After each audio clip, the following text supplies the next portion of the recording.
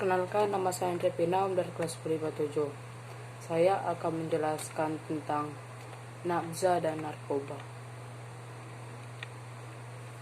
Di sekitar kita saat ini banyak sekali zat-zat adiktif yang negatif dan sangat berbahaya bagi tubuh. Dikenal dengan sebutan narkotika dan obat-obatan terlarang. Dulu, narkoba hanya dipakai secara terbatas oleh beberapa komunitas manusia di berbagai negara. Tapi kini, narkoba telah menyebar dalam spektrum yang kian meluas. Pada era modern dan kapitalisme mutakhir, narkoba telah menjadi problem bagi umat manusia di berbagai belahan bumi. Narkotika adalah zat atau obat yang berasal dari tanaman atau bukan tanaman, baik sintesis maupun semi-sintetis, yang dapat menyebabkan penurunan atau perubahan kesadaran, hilangnya rasa, mengurangi sampai menghilangkan rasa nyeri, dan lain-lain. Narkotika terbagi 3 golongan. Golongan pertama, narkotika yang hanya dapat digunakan untuk tujuan pengembangan ilmu, pengetahuan, dan tidak digunakan dalam terapi, serta mempunyai potensi sangat tinggi mengakibatkan ketergantungan. Contoh: heroin, ganja.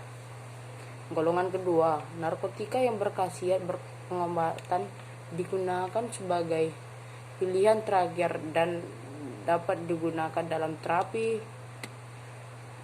dan untuk tujuan pengembangan ilmu pengetahuan serta mempunyai potensi tinggi mengakibatkan ketergantungan. Contohnya morfin, petidin. Golongan ketiga, narkotika yang berkhasiat pengobatan dan banyak digunakan dalam terapi, tujuan pengembangan ilmu pengetahuan serta mempunyai potensi ringan mengakibatkan ketergantungan. Contohnya codein. Yang kedua, psikotropika.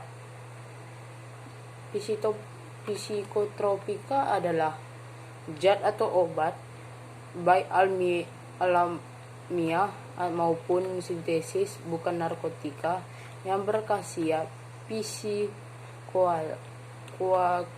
melalui pengaruh selektif pada susunan saraf pusat yang menyebabkan perubahan khas pada aktivitas mental dan perilaku. Psikotropika terbagi 4 golongan.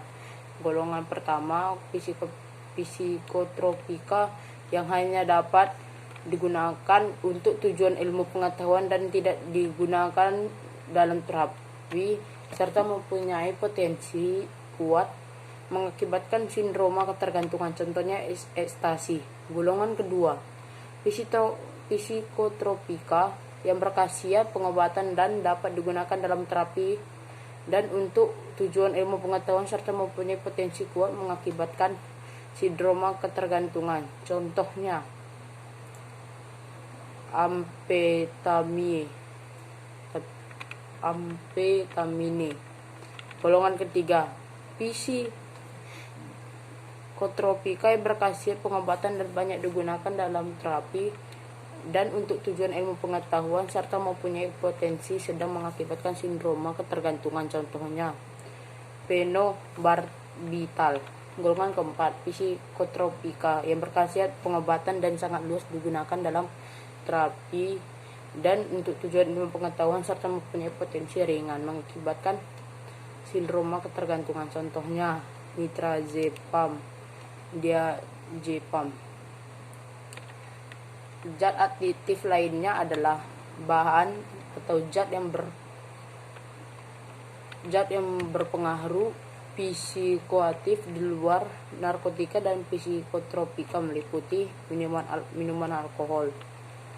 Minuman alkohol ini mengandung etanol, etil alkohol yang berpengaruh menekan susunan saraf pusat dan sering menjadi bagian dari kehidupan manusia sehari-hari dalam kebudayaan tertentu.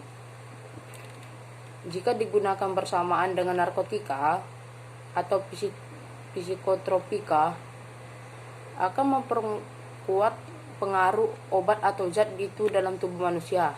Ada 3 golongan minum beralkohol. Golongan A itu ialah kadar etanol 1-5%. Bir. Golongan B itu kadar etanol 5-20% atau berbagai minuman anggur. Golongan C itu kadar etanol 20-45% atau whisky, vodka, dan lain-lain.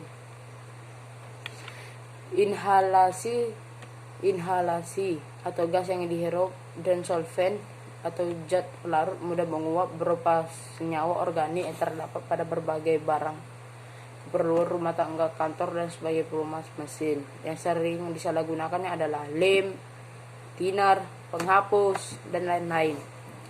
Tembakau itu adalah pemakaian tembakau yang mengandung nikotin sangat luas di masyarakat. Pengaruh efek penggunaan narkoba itu masa remaja merupakan suatu fase perkembangan antara masa anak-anak dan dewasa.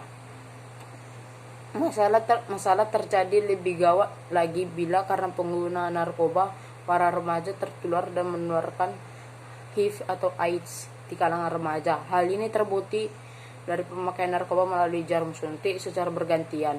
Bangsa ini akan kehilangan remaja yang sangat banyak akibat penyalahgunaan narkoba dan merebaknya HIV atau AIDS. Kehilangan remaja sama dengan kehilangan sumber daya manusia bagi bangsa. Penyebab penyalahgunaan nafza. Penyalahgunaan narkoba umumnya terjadi pada kaum remaja yang tinggal di perkotaan. Mereka biasanya mempunyai sifat kosmopoli, relatif tidak cepat nikah, karena harus menempuh masa belajar hingga jenjang universitas, bahkan hingga memperoleh pekerjaan dianggap layak. Dengan kata lain, kenakalan remaja merupakan bentuk pernyataan eksistensi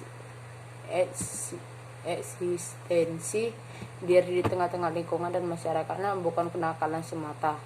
Salah satu penyimpangan perilaku ini adalah perilaku seksual. Sementara salah satu bentuk penyelenggaran hukum ialah minuman keras, obat terlarang hingga ganja dan zat adiktif lainnya. Penyebabnya sangatlah kompleks akibat interaksi berbagai faktor. Yang pertama, faktor individu.